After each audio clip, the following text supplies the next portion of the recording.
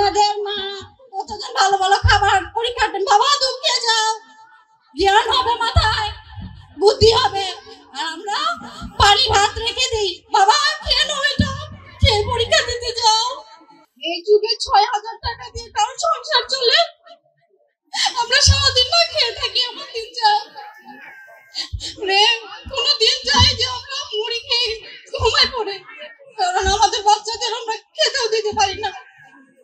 আপনারাই বলেন, আপনারা যারা যারা আছেন আপনারা কি বলেন আমাদের? তোমরা সুইপারের কাজ করো, তোমরা বেতনের কাজ করো।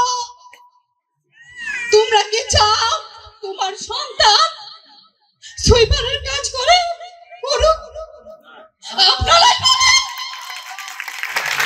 কিন্তু আপনাদের কাছে একটা প্রশ্ন আমার, আপনারাও কারো সন্তান, কারো বাবা, কারো মা, আপনার সন্তান যদি রুটি চায় আপনি কি তাকে পাথর দিবেন? ভালো কিছু চাইলে মন্দ কিছু দিবেন? দিবেন না। আমরাও চাই আমার সন্তান যাকে আমি ভালো কোনো স্কুলে পড়াবো,